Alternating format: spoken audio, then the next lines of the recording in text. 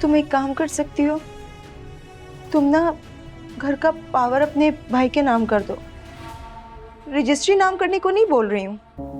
देखो, वो बैंक को दिखाएंगे, जब दुकान के कागजात उनको मिल जाएंगे ना बैंक की तरफ से, तो घर तो है ही तुम्हारा, तुम्हारे भाई का मसला भी हल हो जाएगा। कुल, अब तुम हमारी बात नहीं मानोगे, प्लीज। जी भाभी, मैं तैयार हूँ, मैं कर दूंगी, लेकिन आप परेशान मत हो प्लीज। मैं बात करती हूँ अम्मा से। शुक्रिया।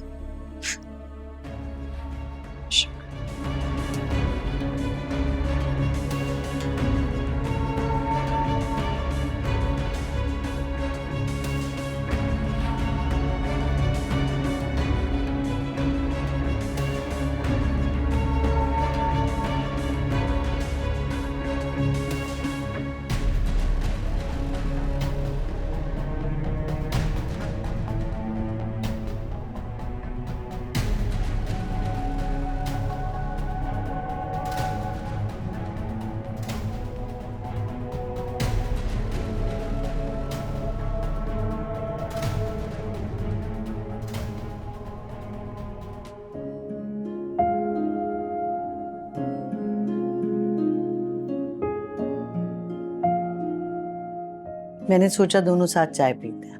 ये बहुत अच्छा किया तुमने पूछा, बड़ी तलब हो रही थी चाय की। है ना, इसलिए तो ले आई मैं बना के, क्योंकि आप तो निकलेंगे नहीं यहाँ से बाहर। अभी तुम भी कुछ पढ़ लिया करो, और कुछ नहीं तो बोरियत दूर हो जाएगी। अब इस उम्र में ना किताबों से नहीं सीख सकते हम, बल्कि जिंदगी हर रोज एक नया सबक सिखाती है। अल्लाह खैर करे, क्या हो गया? अल्लाह ना करे कि अब कुछ और हो हमारी जिंदगी में। पहले ही जो चक्कर चल रहा है वही नहीं खत्म हो रहा। अरे फिक्र मत करो, 2-4 पेशियों के बाद उसका भी फैसला आ जाएगा, और वो इंशाल्लाह अमर के हक में होगा। इंशाल्लाह। अरे फोन किसका आ गया? रजा भाई। अस्सलाम वालेकुम, कैसे हैं रजा भाई? हेलो नौशी, बेटा रो क्यों रही हो? ओह, इन्ना लिल्लाहि व इन्ना इलैहि राजिऊन। ठीक है बेटा, मैं आता हूँ। क्या हुआ? वो रजा भाई का कुछ देर पहले इंतकाल हो गया। इन्ना लिल्लाहि व इन्ना इलैहि राजिऊन। मुझे जाना होगा। आप एक काम करें, मेरा बैग जो है उसके अंदर 2-4 कपड़े डाल दें। मेहाल में जल्द से जल्द मुझे हैदराबाद के लिए निकलना होगा। अच्छा ठीक है, मैं पैक कर देती हूँ आपका बैग।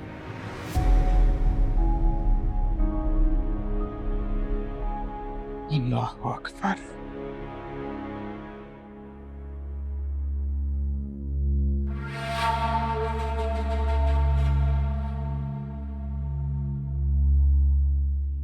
ये लीजिए, हो गया आपका काम। सुरैया, ये तो सचमुच, लेकिन कैसे? आप तो जानते हैं अच्छी तरह मेरी सलाहियतों को। अरे वो सब तो ठीक है, लेकिन कुछ तो बताओ कि गुल इतनी आसानी से मानी तो मानी कैसे? आसानी से कहाँ मानी है वो,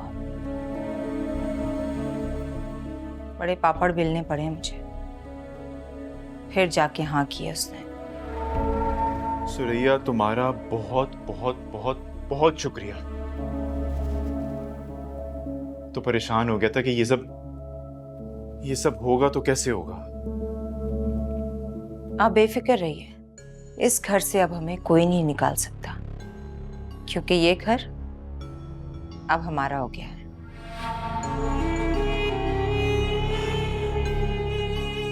सुरैया, वो सब तो ठीक है, लेकिन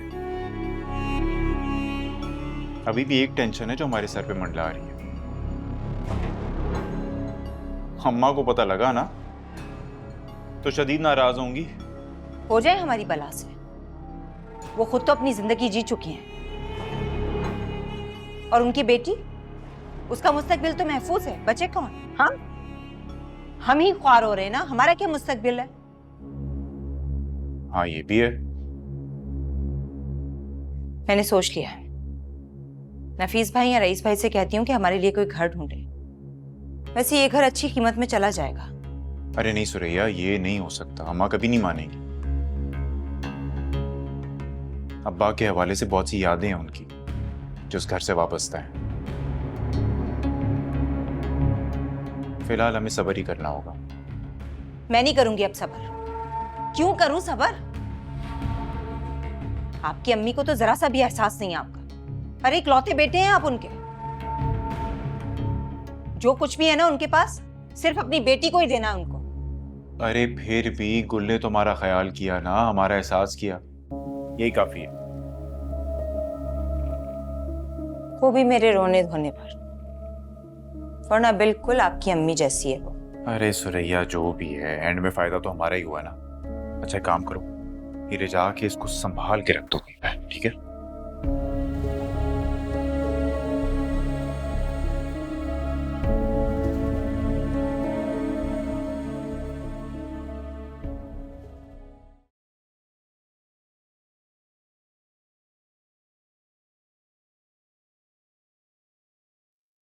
वालेकुम अस्सलाम।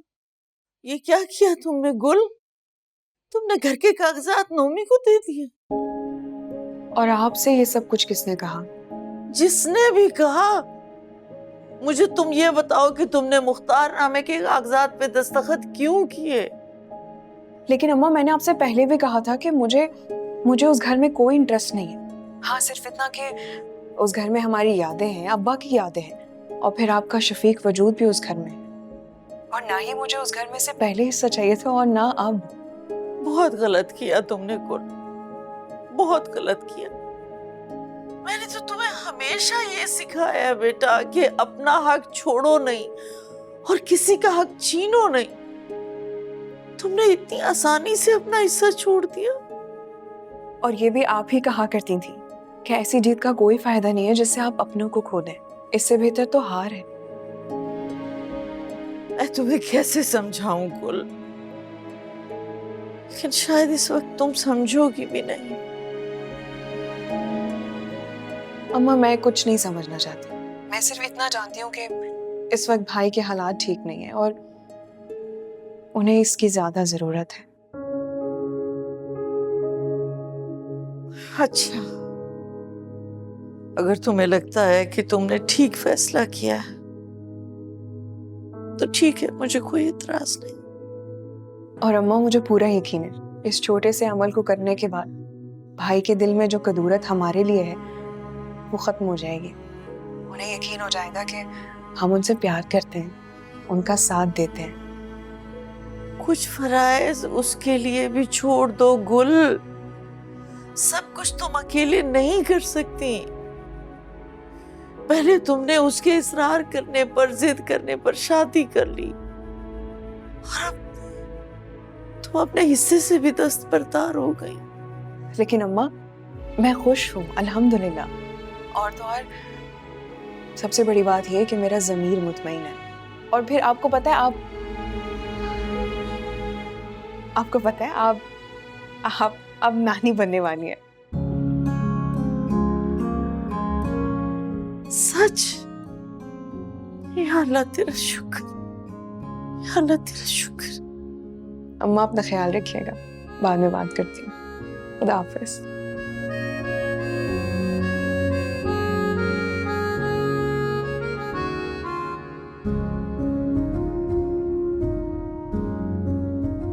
अहमद, हाँ अरे बैठ जाओ।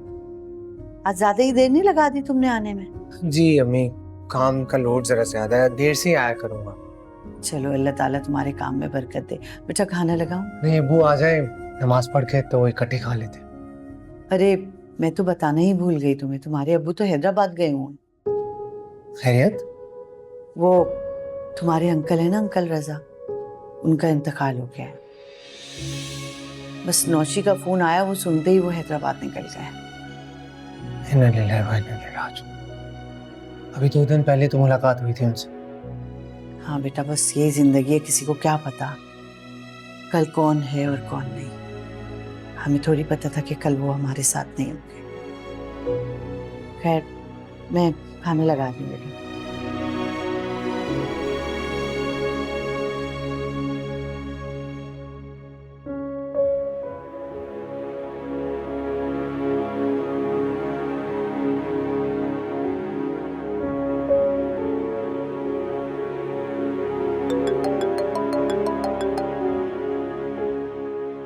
अस्सलाम वालेकुम खाला। वालेकुम अस्सलाम। वो ऐसे ही कॉल मिला ली मैंने, काफी दिन हो गए ना तुमसे बात नहीं हुई।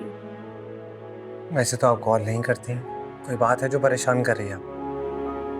हाँ, वो अहमर, तुम्हें पता है ना कि मैंने अपनी वसीयत में ये मकान गुल के नाम किया था, क्योंकि नोमी अपने हिस्से का प्लॉट तो बेच चुका था पहले ही।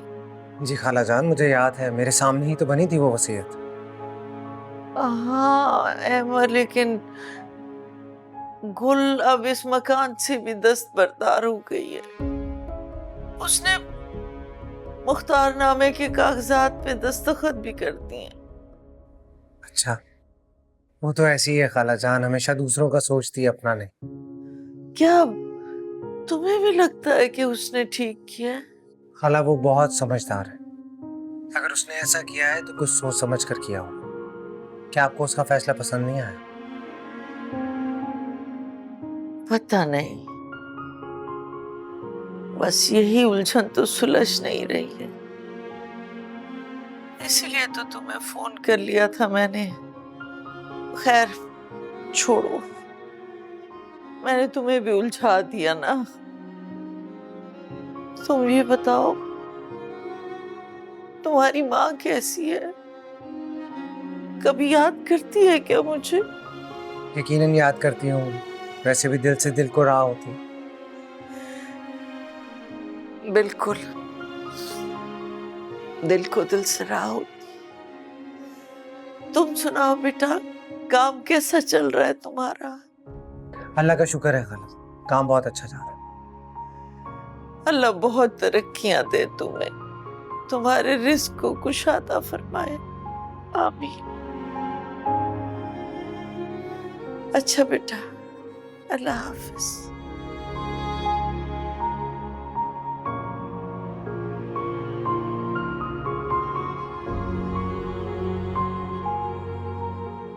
क्या बना है आज जी? अरे वाह, कोफ्ते बने हैं। हाँ, लेकिन आप पहले हाथ धो लीजिए। हाथ क्यों धो लूं? ये क्या बात हुई?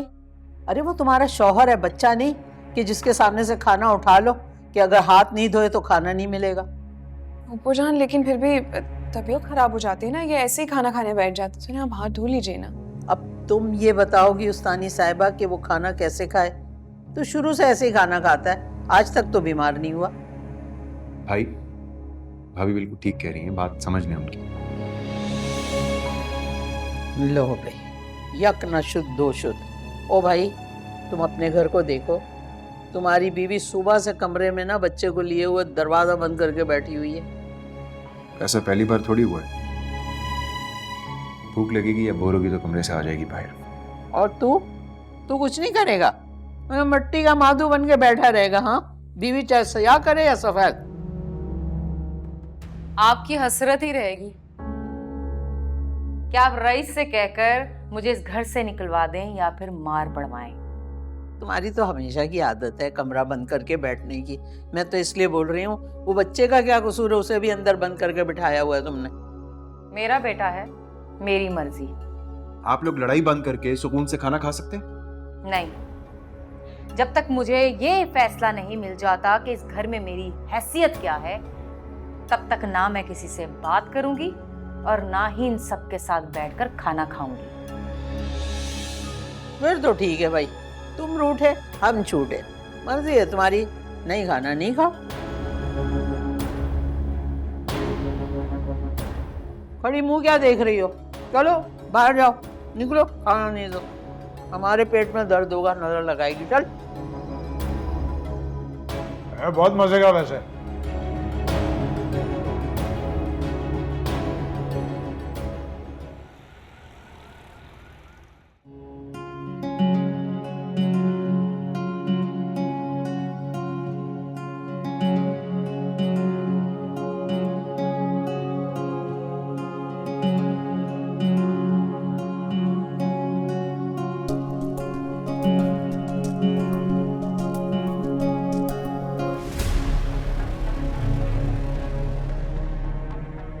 अरे हाय हाय हाय, ये क्या किया, ये क्या किया? अरे ध्यान किधर है तुम्हारा? सारा दूध बहुत ही कम। ये मैंने जानबूझ के नहीं किया और बस ध्यान ही नहीं गया। और ये तुम्हारा ध्यान होता कहाँ है? इन मोटी मोटी किताबों में घर की तरफ तो कोई तवज्जो नहीं है तुम्हारी। ये तुम्हें डॉक्टर बना देंगी? बता ना, आंखें फोड़ फोड़ के क्या देख रही है मुझे? मेरा मिल्क शेक तैयार है। हाँ बिल्कुल रेडी है, सारा दूध बह गया है, तेरा मिल्क शेक भी बह गया। यार एक तो सुबह सुबह नुकसान करवाती हो। कोई काम तुम ढंग से कर भी सकती हो या नहीं? कभी कुछ गिरा देती हो, कभी तोड़ देती हो। मसला क्या है तुम्हारा? वो मैंने ये जानबूझ के नहीं किया, बस तुम्हारी किस्मत ही खराब है। हम ये नमूना उठा के ले आए।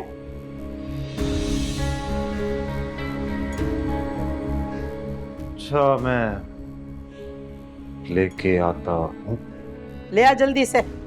नहीं, दूध इतना है कि सबकी चाय बन जाएगी और आपका मिल्क शेक भी बन जाएगा। हो बिल्कुल सही बोल रही है, सबकी चाय भी बन जाएगी, बल्कि बारात बुला लेते हैं, 1 हफ्ते तक बारात चाय पिएगी, इतना दूध है।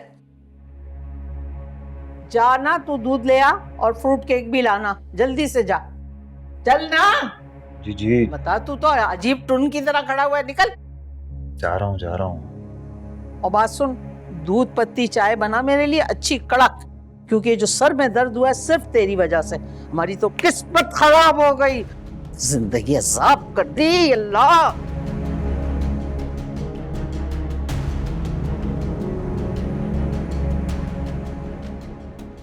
बस बस मेरी जान, बस भूख लग रही है मेरे बच्चे को, अभी मम्मा बना के लाती है मेरे बच्चे का फीड। रोते क्या कर रही हैं ये आप? दे इधर मुझे। बहला रही थी बिलाल को, अकेला पड़ा रो रहा था झूले में। मैं इसके लिए फीडर ही बनाने गई थी। बराए मेहरबानी मेरे बच्चे से दूर रहा करें। आपका क्या भरोसा, आपका दिमाग घूम जाए और इसे नुकसान पहुंचा दे। कैसी बातें कर रही हो सुरैया, झूठा इल्जाम तो मत लगाओ। तुम अच्छी तरह जानती हो कि बिलाल मुझे जान से भी ज्यादा अजीज है। मैं अच्छी तरह से जानती हूँ कि आपको आपकी औलाद कितना अजीज है। क्या हो गया भाई, अब किस बात का झगड़ा है? तुम्हारी बीवी को मेरा बिलाल को हाथ लगाना ही पसंद नहीं है। हाँ तो ठीक ही है ना अम्मा, इस बात की जिम्मेदार भी तो आप ही हैं। पहले बिलाल को गिरा दिया और फिर मुझे बाल की तरह मक्खन में से निकाल फेंका इस घर की वसीयत लिखते हुए। तुम्हें इस घर की वसीयत याद है, और वो पैसे याद नहीं है जो मैंने और तुम्हारे अब्बा ने तुम्हें दिए थे। कौन सा एहसान किया है आपने? सभी माँ बाप करते हैं अपनी औलाद के लिए। आपने अपने बेटे को चंद पैसों के अलावा दिया ही क्या है? अरे रोज कुआं खोद कर पानी पीते हैं ये। तुमसे तो मैं बहस कर ही नहीं सकती हूँ सुरिया। ना ही करें तो बेहतर है, क्योंकि मेरा दिल इतना जला हुआ है, जितना भी आपको बोलूंगी कम होगा।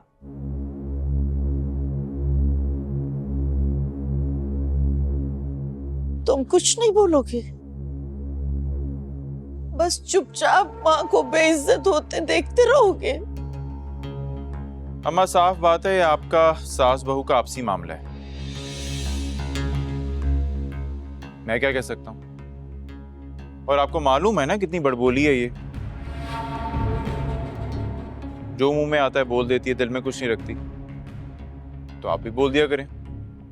खैर मैं जाने लगा हूं, अगर किसी को कुछ चाहिए तो बता दें, मैं वापसी पे लेता आऊंगा। कोई जरूरत नहीं है अभी कहीं जाने की। पहले ये झूला उठाएं और कमरे में रखें। आज के बाद बाहर ना देखूं।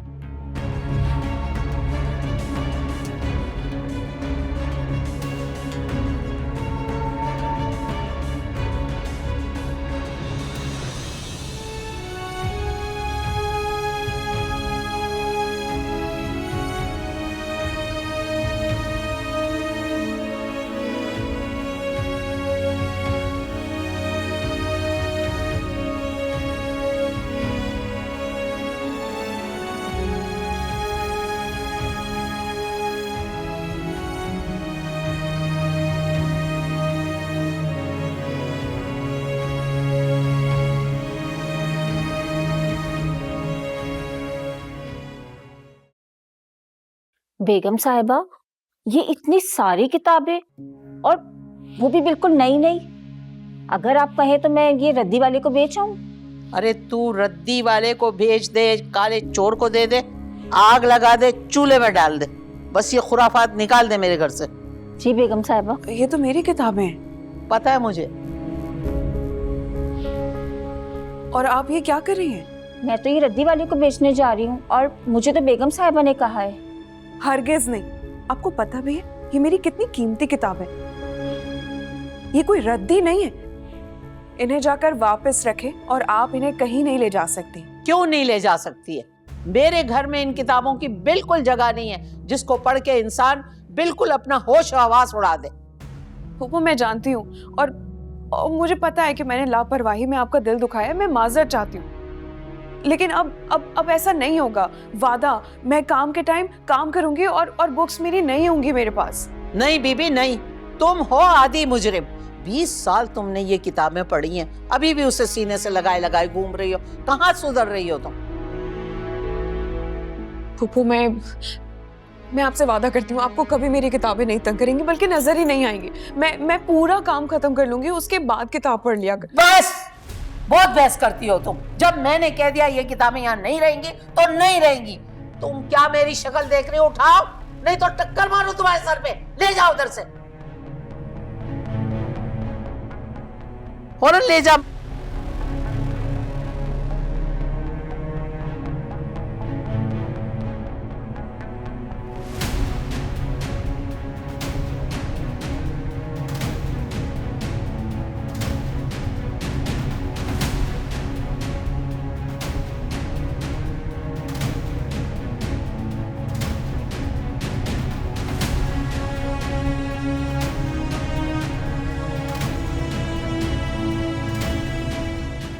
वैसे तो बड़े हक के अलंबरदार बने फिरते हैं। मेरे लिए तो कभी अपनी माँ के सामने हक की आवाज नहीं उठाई। देखो फातिमा, मेरा एक ही नजरिया है। अगर दुनिया को बदलना चाहते हो उससे पहले अपने आप को बदलो, फिर सारी दुनिया खुद ही बदल जाएगी। वाह, सवाल गंदुम, जवाब चना। बात मैं कोई कर रही हूँ, जवाब कोई आ रहा है। फातिमा, हम अम्मा को इस एज में नहीं बदल सकते, लेकिन तुम खुद को वैसा बनने से रोक सकती हो। अस्तगफिरुल्लाह, अब मैं इतनी भी बुरी नहीं हूँ। माना कि जुबान की थोड़ी तेज हूँ, लेकिन दिल में जो होता है ना वही जुबान पे होता है। दिल साफ है मेरा। वो जो गुल है ना उसकी तरह मीसनी घुन्नी नहीं हूँ मैं। तुम क्यों हमेशा अपना मुकाबला उससे करती रहती हो? क्या कोई एहसास कमतरी है तुम्हें? मेरी जूती भी उसका मुकाबला नहीं करती। मैं तो ऐसे ही बात कर रही थी। अस्सलाम वालेकुम। अस्सलाम वालेकुम। आपको वहीं पाकिस्तान फातिमा ने बताया नहीं? अस्सलाम वालेकुम। बस अभी थोड़े ही दिन हुए। मेरा ख्याल है तुम जा रहे हो। जी मैं बस जल्दी आ जाऊंगा, एक जरूरी काम। आप बैठे ना, फिर मैं आता हूँ। कैसी हैं आप? मैं ठीक हूँ। बैठिए आप ना ठीक हो?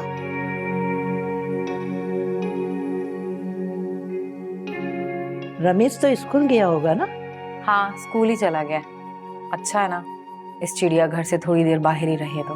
ओहो, तुम कब आई रक्षिंदा? मुझे तो आने का तुम्हारे पता ही नहीं चलता। तो अच्छा है कि रईस ने मुझे बता दिया। वो बस मैं अभी आपसे मिलने आ रही थी, फातिमा से मिलकर। हाँ हाँ ठीक है, चलो आओ बाहर बैठ के बात करते हैं। आओ।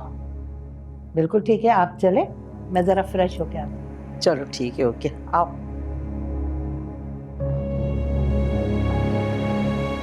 कैसी हैं ये आजकल? क्या बताऊं अम्मी आपको, शामी मैं ऑफिस चलता हूँ। ख्याल रखना। खुदा हाफिज। खुदा हाफिज। अस्सलाम वालेकुम अबू। वालेकुम सलाम। आप मुझे बता देते, मैं आपको लेने आ जाता स्टेशन से। अरे बेटा, मैं तुम्हें क्या तकलीफ देता। स्टेशन से बाहर निकले, टैक्सी पकड़ी और आ गए। अच्छा, आप थके हुए लग रहे हैं, आप जाइए कपड़े चेंज कर लीजिए, शावर कीजिए, मैं नाश्ता बनाती हूँ। ठीक है। ओ तक तो मैं गया हूँ, बल्कि नौशी से भी पूछ लो अगर वो कुछ खाए पिएगी। नौशी भी आई है आपके साथ? हाँ, वो भी आई है। नौशी, नौशी बेटा।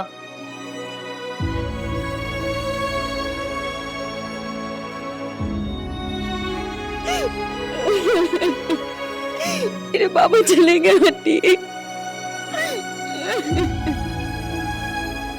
सब्र करो बेटा, और दुआ करो उनके लिए। जितनी दुआ करोगी ना उनके लिए उतनी आसानी होगी। मेरे बाबा मुझे छोड़ के चले गए। कल से इसी तरह रोए जा रही है। इसको दिलासा दो और देखो अगर कुछ खा पी ले। मैं चेंज करके आता हूँ।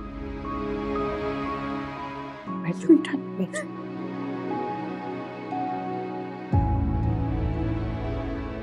बहुत अफसोस हुआ नौशी, मैं जरूर आता अब्बू के साथ हैदराबाद, लेकिन वो मुझे बगैर बताए चले गए।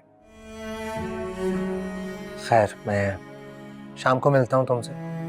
अम्मी इसका ख्याल रखिएगा। अच्छा बेटा, खुदा हाफिज।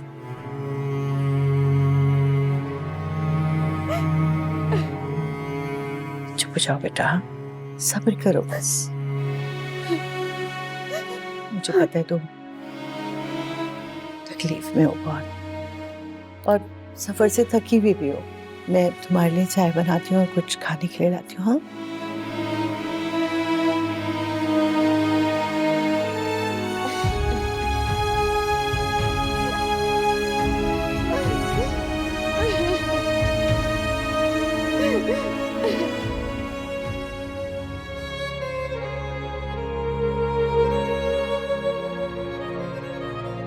अब इसमें रोने वाली कौन सी बात है? मैंने वो किताबें अपनी पॉकेट मनी से खरीदी थी और सोचा था कि मैं अपना एक छोटा सा स्टडी रूम बनाऊंगी, लेकिन फुप्पू ने वो सारी रद्दी वाले को दे दी। किताबें ही थी गुल, कोई सोने के जेवरात तो थे। हद है वैसे तुम्हारी। अच्छा किया अम्मा ने, सारा दिन तुम वो किताबें बैठ के चढ़ती रहती थी, अब काम पर ध्यान दो।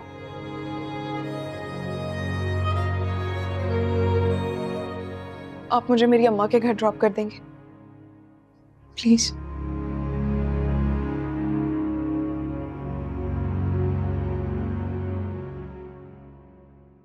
क्यों अम्मा के घर जाके हमारी शिकायतें लगानी है?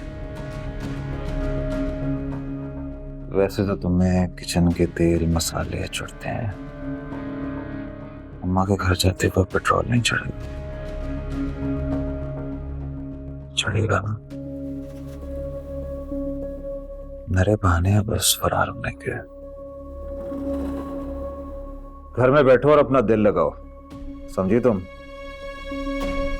और ये बात बात पे अपने बह के भागना छोड़ दो।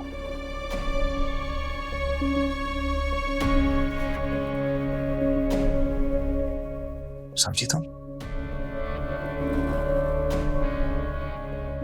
शाबाश। पास कोई अब बाकी ना रही, रिश्तों में कैसा है खला,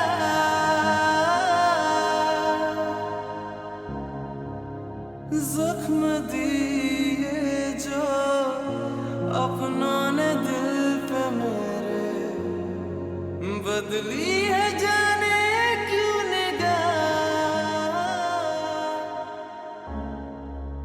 फातिमा, ये संभाल के रखना।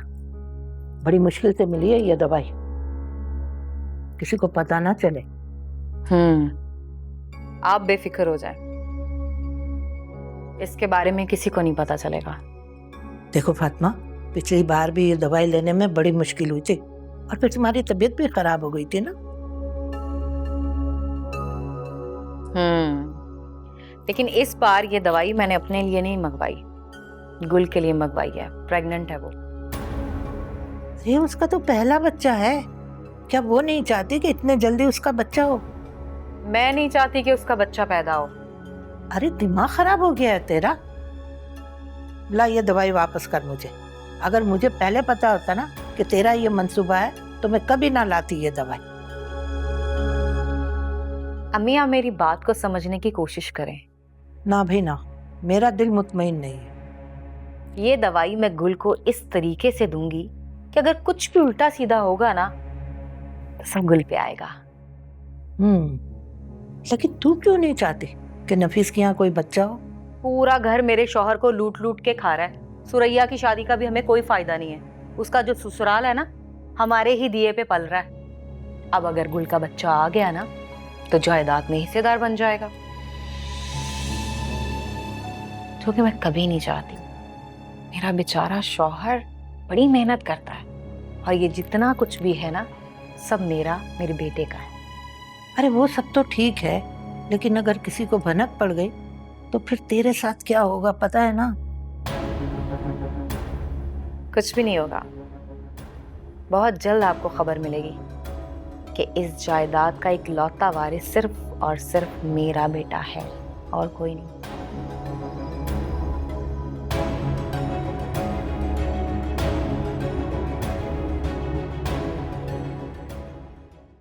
मैं तो सोच रही थी कि रजा भाई की तबीयत जल्दी ठीक हो जाएगी, बस ये बैठे बिठाए क्या हो गया? अरे बुशरा, वो मैदे की तकलीफ तो उससे पहले से थी और हार्ट अटैक भी एक दफा आ चुका था। इस बार जब दिल का दौरा पड़ा तो अस्पताल के रास्ते में ही उसका दम निकल गया। अल्लाह ताला उनकी मग़फ़िरत फरमाए, आमीन। और जो आप नौशी को लेके आए हैं, कुछ दिन के लिए लेके आए हैं अपने साथ? जब तक नौशी की शादी नहीं हो जाती हमारे साथ ही रहेगी। क्या मतलब? उसका अपना घर और बाकी खानदान वो सब तो हैदराबाद में ना? लेदे की एक सगी बहन है उसकी, वो शादीशुदा है और सऊदी अरब में है। अब वो तो इसे ले जाने से रही। उसके अलावा दुनिया में उसका कोई ऐसा नहीं है जिसके पास वो रह सके। लेकिन सिद्दीक साहब, पराई बेटी बहुत बड़ी जिम्मेदारी होती है। ठीक कह रही हो। शायद इसीलिए मरने से पहले रजा ने मुझे उसकी जिम्मेदारी सौंप दी है। उसे यकीन था कि उसके बाद मैं उसकी बच्ची का ध्यान रखूंगा। आपने तो मुझे ऐसी कोई बात बताई नहीं। अरे भी इसका मौका ही कब मिला मुझे? हैदराबाद जाने से पहले रजा ने मुझसे ये वादा लिया था कि खुदा न खास्ता अगर उसे कुछ हो जाता है तो उसकी बच्ची का ध्यान मैं रखूंगा। शायद उसको पता था कि ये हमारी आखिरी मुलाकात हो शायद। और पीछे जो उनका सब घर बार वगैरह है वो? अरे भी घर किराए का था और रजा की पेंशन पर बाप बेटी जो थे वो गुजारा करते थे। बाकी जो अल्लाह को मंजूर, एक बात का ध्यान रखना, उसे इस बात का एहसास ना हो कि वो किसी गैर के घर में है। नहीं नहीं, आप बिल्कुल बेफिक्र हो जाएं। अल्लाह ताला ने बहुत सालों के बाद लेकिन नौशी की शक्ल में मुझे एक बेटी अता की है। उसका बहुत ख्याल रखें इंशाअल्लाह।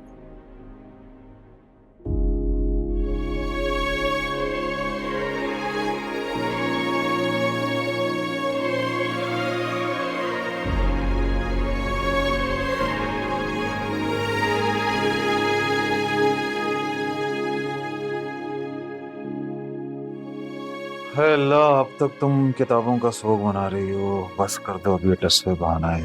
काश मेरी बुक्स मेरे लिए बहुत इम्पोर्टेंट थी। और हमें उतनी ही उनसे चिढ़ थी। अच्छा हुआ अम्मा ने उनको रद्दी में दे दिया, वरना कसम से मैं उनको खुद अपने हाथों से जला देता। आखिर ऐसा क्या था उन किताबों में? जो किताबें औरत को अपने इर्द गिर्द का होश भुला दें, उनमें कुछ गलत ही होता है ना।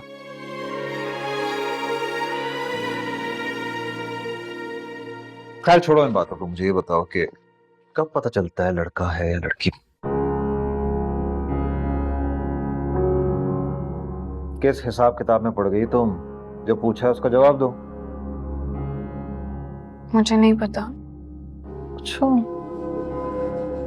मुझे तो लगता था कि पढ़ी लिखी लड़कियों को सब कुछ पता होता है, किताबें उन्हें अपनी उम्र से आगे का बता देती हैं, और तुम कह रही हो तुम्हें कुछ नहीं पता।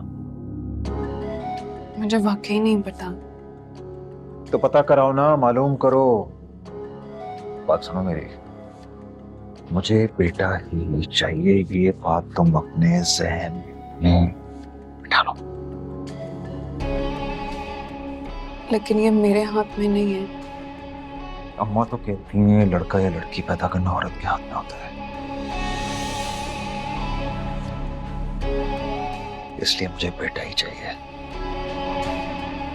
सुन लिया तुमने?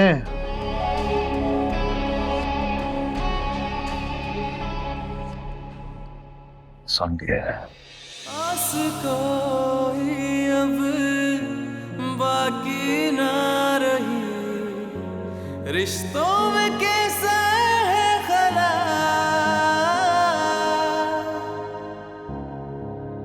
जख्म दिए जो अपनों ने दिल पे मेरे, बदली है जाने क्यों निगाह,